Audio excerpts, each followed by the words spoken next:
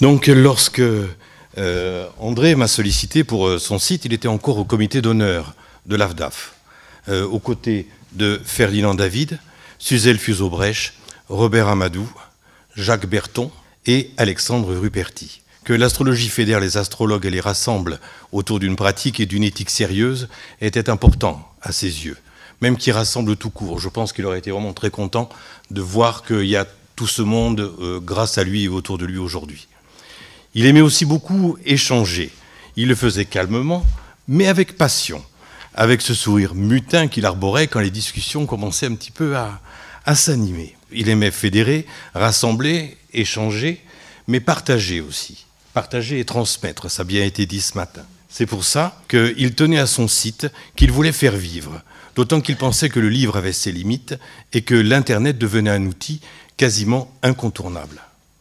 À l'époque, je m'occupais du site de l'AFDAF et j'en faisais aussi pour des astrologues de la Fédération. C'est pour ce savoir-faire qu'il m'a sollicité en 2003-2004.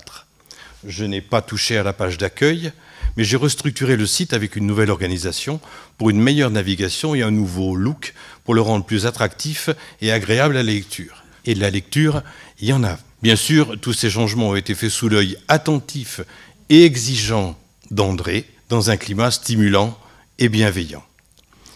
Elisabeth Goarnisson était notre précieuse intermédiaire. C'est elle qui recueillait les textes d'André, les mettait en forme et me les transmettait. L'exigence et le souci de précision d'André nous faisaient régulièrement modifier des passages de ses textes, que ce soit avant la mise en ligne ou même après. Le nombre de fois où on avait droit à un coup de téléphone et disant, en fin de compte, j'ai réfléchi, cette nuit, il faut que tu le modifies, il faut que tu le refasses. Et c'était, voilà.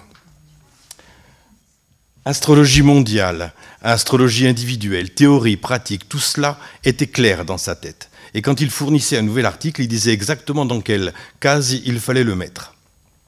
Chaque article était lisible sur le site, mais il était aussi en version PDF pour être téléchargeable et ainsi consultable à tout moment, hors connexion, ce qui permet, ce que j'espère vous avez fait, de se constituer une belle petite bibliothèque d'articles. Pour élargir le rayonnement de ses écrits, au-delà de nos frontières, il bénéficiait du concours de personnes grâce auxquelles certains de ses textes ont été traduits en anglais, en espagnol, en allemand et en italien.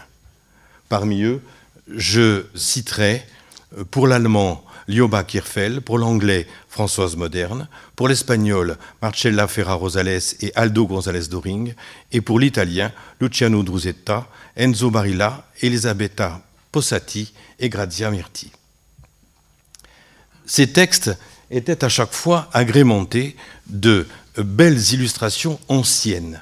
Vous avez peut-être remarqué dans ces livres qu'il y a souvent ces belles gravures et illustrations qui sont pour moi, qui étaient un vrai petit trésor. Anciennes, en lien avec l'astrologie, souvent rares. Je trouvais donc qu'il y avait là aussi une belle richesse qu'il aurait été dommage de ne pas mettre en valeur. Je lui ai donc proposé de leur consacrer une page spéciale, ce qu'il a approuvé spontanément. En 2009, sa vue a commencé à baisser et il ne pouvait plus travailler comme il le voulait. Il a donc décidé d'arrêter d'alimenter son site. Pour m'en informer, il m'avait alors écrit cette lettre. « Mon cher Marc, d'atteindre le 100e texte de notre site me donne l'occasion de t'envoyer un bonjour amical en remerciement de ta décisive participation à cette œuvre, laquelle approche sans doute sur sa fin, à l'image de Saturne conjonction dissonante de 2010 posée sur ma conjonction Jupiter-Saturne. C'est déjà avec un regard voilé qu'à peine je puis suivre le geste de ma main entraînée à l'écriture.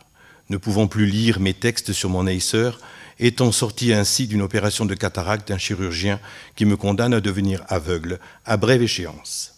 En attendant, j'espère avoir en mars des lunettes pour voir plus clair. Mais cela induit une fin naturelle que j'accepte avec une philosophie jupitérienne. J'ai encore 3 grands textes qui approchent d'une finition, dont un 75 ans d'astrologie. Peut-être en resterai-je là, sinon aurais-je la possibilité d'attaquer de nouveaux dossiers qui roupillent dans leur coin. D'une façon ou d'une autre, ce serait bien comme ça. Je vous réserve l'envoi du ou des DVD des 2 conférences annoncées de Baglis quand j'en disposerai. Je me surprends à te dire vous, le trouble. Je t'embrasse, André. Alors, à la lecture de ce texte, Il y avait de l'émotion, et émotion toujours présente, surtout dans le contexte actuel. D'autres textes ont été ajoutés sporadiquement par la suite, et je suis très fier d'avoir participé et contribué à son rayonnement. Tous les articles qu'il y a sur son site, il y en a près d'une centaine, sont importants, tout comme ses livres. Ils sont importants, car maintenant qu'il n'est plus là, c'est cette œuvre qui continuera à le faire exister, à le maintenir un peu plus longtemps présent à nos côtés. Espérons que le soleil d'André Barbeau continuera à rayonner encore longtemps. Pour cela et pour tout, merci André.